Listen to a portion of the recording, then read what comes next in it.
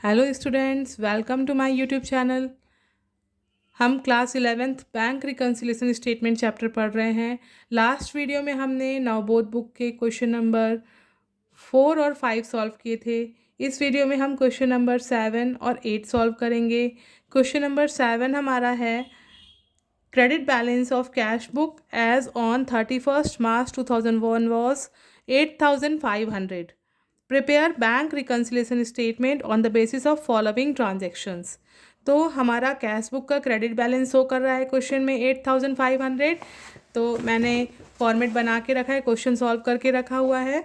Balance as per cash book credit लिखेंगे, credit balance है क्योंकि अमाउंट है 8,500, अमाउंट कॉलम में अमाउंट डाल दिया। फिर उसके बाद हमारा जो पहला ट्रांजेक्शन है वो है cheques worth ₹1,000 send to bank for collection but not credited in account. 1,000 rupees के चेक बैंक में कलेक्शन के लिए भेजे गए हैं लेकिन वो अकाउंट में क्रेडिट नहीं किए गए हैं। तो अगर चेक बैंक में भेजा गया है और जमा नहीं हुआ है तो बैंक का अमाउंट क्या होगा? बैंक का अमाउंट कम होगा, कम को अधिक कर देना है क्योंकि ये क्रेडिट बैलेंस का क्वेश्चन है। हम इसे ऐड कर देंगे, तो हम इसे ऐड पॉइंट पे लिखेंगे cheque worth ₹1,000 send to bank but not credited. Amount है 1,000, अमाउंट कॉलम में 1,000 डाल दिए। अब हमारा दूसरा ट्रांजेक्शन है cheque for ₹2,000 were issued but only cheques for ₹1,500 were presented for payment. मतलब 2,000 रुपीज़ के चेक दिए गए थे लेकिन उसमें से केवल 1,500 के चेक ही पेमेंट के लिए बैंक में प्रेजेंट हुए हैं। मतलब कि 500 रुपीज़ से बैंक का अमाउंट बढ़ रहा है क्योंकि 500 रुपीज़ के चेक पेमेंट लेने के लिए बैंक में नहीं गए हैं। तो 500 से बैंक का अमाउंट बढ़ रहा है तो हमें अधिक को कम करना है, तो हम इसे लेस पॉइंट पे लिखेंगे check issued but not presented for payment ₹500। ठीक है। फिर उसके बाद नेक्स्ट पॉइंट हमारा है interest of ₹75 only debited in passbook में केवल इंटरेस्ट के 75 रुपीज़ डेबिट किए गए हैं। तो अगर इंटरेस्ट केवल पासबुक में डेबिट किया जाएगा तो बैंक का अमाउंट कम हो जाएगा। तो कम को हम क्या करेंगे? ऐड कर देंगे। तो हम इसे ऐड पॉइंट पे लिख देंगे। ऐड पॉइंट पे लिखेंगे interest ₹75 debited in passbook, amount है 75 रुपीज़। फिर उसके बाद हमारा नेक्स्ट ट्रांजेक्शन है ₹300 directly deposited into bank by a customer. 300 rupees directly customer के द्वारा डिपॉजिट किए गए बैंक में। अगर कोई कस्टमर हमारे बैंक अकाउंट में पैसे डायरेक्ट जमा कर देगा तो हमारे बैंक अकाउंट का तो बैलेंस अधिक शो करने लगेगा। तो हमें अधिक को क्या करना है? लेस कर देना है। इसलिए हम इसे लेस पॉइंट पे डाल देंगे। Directly deposited by customer ₹300। 300 rupees directly customer के द्वारा बैंक में डिपॉजिट किया गया था। अब हमारा नेक्स्ट पॉइंट है यहाँ पर a cheque of ₹1,200 deposited but dishonoured. एक चेक जो कि 1,200 रुपीज़ का था डिपॉजिट किया गया लेकिन डिसऑनर हो गया। मतलब जमा किया गया लेकिन डिसऑनर कर दिया, बैंक ने जमा नहीं किया, तो उससे बैंक का अमाउंट क्या हो जाएगा? कम हो जाएगा। तो कम को हमें अधिक करना है, तो हम इसे ऐड पॉइंट पे लिख देंगे check deposited but dishonoured, amount है 1,200। अब हमारे सारे ट्रांजैक्शन कंप्लीट हो गए हैं। ऐड वाले सभी पॉइंट्स को ऐड कर लेंगे। अमाउंट है 1,000, 75, 500 और 1,200। इन सबको हमने ऐड किया तो हमारा अमाउंट आया 2,775। अब हम बैलेंस और इस अमाउंट को ऐड कर देंगे तो टोटल हो जाएगा 11,275। अब लेस वाले हमारे दो ही पॉइंट्स थे, 500 और 300, इन दोनों को ऐड कर देंगे तो 800 हो जाएगा। 800 को 11,275 में लेस कर देंगे तो आंसर आ जाएगा 10,475। और ऊपर जो बैलेंस था वो balance as per cash book था। ऊपर जो बैलेंस हमारा था वो balance as per cash book था, क्रेडिट बैलेंस था। तो इसका ही ऑपोजिट, जस्ट ऑपोजिट नीचे आएगा बैलेंस एज पर पासबुक और डेबिट, और हमारा आंसर आ जाएगा 10,475। तो चलिए स्टार्ट करते हैं क्वेश्चन नंबर 8। क्वेश्चन नंबर 8 है on 31st March 2001 overdraft of cash book of messrs Vijay brothers was 15,830 rupees. तो यहाँ पर कैश बुक का ओवरड्राफ्ट दिया हुआ है। कैश बुक का ओवरड्राफ्ट मतलब क्रेडिट बैलेंस ही होता है। तो फॉर्मेट मैंने पहले से रेडी करके रखा हुआ है। तो चलिए हम लिखते हैं overdraft as per cash book, overdraft as per cash book. तो ओवरड्राफ्ट का मतलब क्रेडिट बैलेंस ही होता है कैश बुक का। अमाउंट है इसका 15,830 rupees. Amount net amount column में डाल देंगे 15,830 रुपीज़।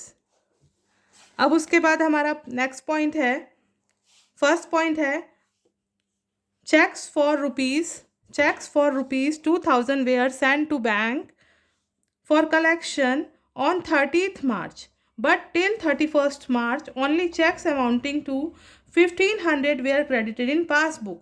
मतलब कि 2,000 रुपये के चेक बैंक में जमा करने के लिए भेजे गए थे, कब? 30 मार्च को, लेकिन 31 मार्च तक पासबुक में केवल 1,500 रुपये के ही चेक जमा हुए हैं। मीन्स यहाँ पर जो हमारी बैंक रिकन्सिलेशन स्टेटमेंट बन रहा है वो बन रहा है 31 मार्च 2001 तक का, और ये बता रहा है इन्फॉर्मेशन में कि चेक तो 2,000 रुपये के बैंक में जमा करने के लिए भेजे थे, लेकिन 31 मार्च तक की डेट में केवल 1,500 के ही चेक जमा हुए। तो 500 रुपये के चेक बैंक में जमा नहीं हुए हैं, तो 500 रुपीज़ से बैंक का अमाउंट कम हो रहा है।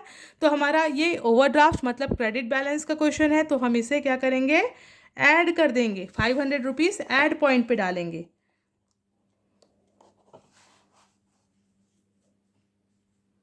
लिखेंगे cheque send to bank, cheque send to bank but not collected, amount है ₹500। फिर नेक्स्ट पॉइंट है हमारा, नेक्स्ट ट्रांजैक्शन है cheque for ₹5,000 were issued but up to 31 March. मतलब 5,000 के चेक इशू किए, इशू करना मतलब किसी को चेक देना। 5,000 रुपीज़ के चेक दिए हैं, लेकिन 31 मार्च तक केवल 4,000 रुपीज़ की चेक ही पेमेंट के लिए बैंक में प्रेजेंट हुए हैं। मतलब बैंक ने केवल 4,000 रुपये के ही चेक का पेमेंट किया है, जबकि 5,000 के चेक दिए गए थे। तो हमारा क्या हो रहा है? 1,000 रुपीज़ का चेक, 1,000 रुपीज़ का पेमेंट बैंक ने नहीं किया है। तो 1,000 से बैंक का अमाउंट क्या हो रहा है? अधिक हो रहा है। तो अधिक को कम कर देंगे, तो लेस पॉइंट पे लिखेंगे check issued but not presented for payment,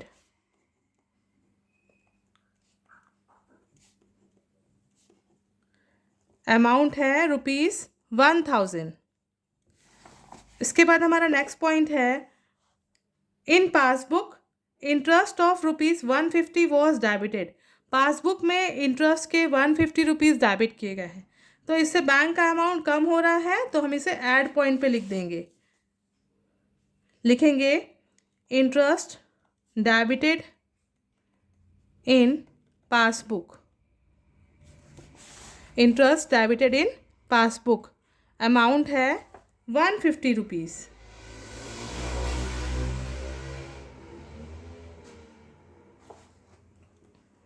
फिर इसके बाद हमारा नेक्स्ट पॉइंट है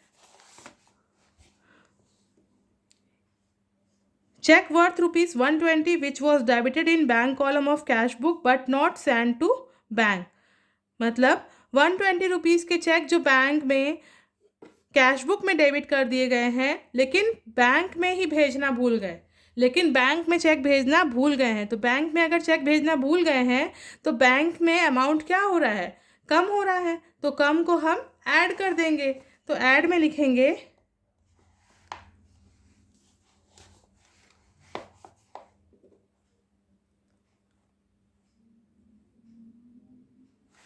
check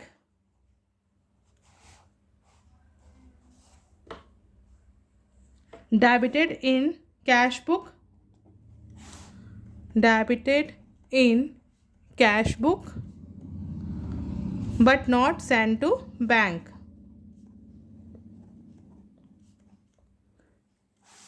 अमाउंट है हमारा 120 रुपीज़। फिर उसके बाद नेक्स्ट पॉइंट है one customer directly 600 deposited in bank, the entry of which was entered in passbook but not in cash book. एक कस्टमर ने डायरेक्ट ही बैंक में 600 रुपीज़ डिपॉजिट कर दिए हैं, लेकिन इसकी एंट्री पासबुक में which was entered in passbook but not in cash book, जिसकी एंट्री पासबुक में हो गई है लेकिन कैश बुक में नहीं हुई है। तो पासबुक में हो गई है तो बैंक का अमाउंट क्या हो रहा है, बढ़ रहा है, तो हमें अधिक को कम करना है। तो लेस पॉइंट पे लिखेंगे a customer directly deposited in bank but not entered in cash book। Amount है ₹600। तो सारे ट्रांजैक्शन कंप्लीट हो गए हैं। अब हम ऐड वाले सारे पॉइंट्स को ऐड कर लेते हैं।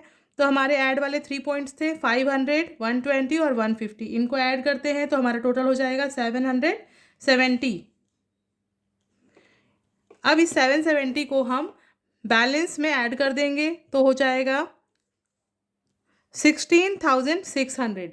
अब इसमें लेस वाले हमारे 2 ट्रांजेक्शन थे तो इनको ऐड करके नेट अमाउंट कॉलम में लिख देंगे। 1000 और 600 को ऐड करके 1600 को नेट अमाउंट कॉलम में लिख देंगे और इसे ऊपर के टोटल से लेस कर देंगे तो हमारा आंसर आ जाएगा 15,000 रुपीज़।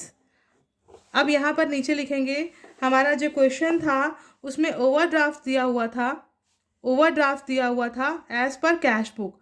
तो अब हमारा आंसर जो आएगा ओवरड्राफ्ट एज पर पासबुक आएगा। Overdraft as per passbook. तो स्टूडेंट्स ये याद रखना होगा आपको कि कैश बुक का ओवरड्राफ्ट मतलब क्रेडिट बैलेंस होता है और पासबुक का ओवरड्राफ्ट मतलब डेबिट बैलेंस होता है। तो चलिए हमारा क्वेश्चन नंबर 7 और 8 सॉल्व हो चुके हैं।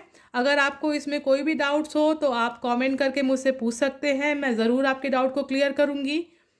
अगर आपको मेरा वीडियो पसंद आए तो प्लीज़ मेरे चैनल को लाइक और सब्सक्राइब करिए।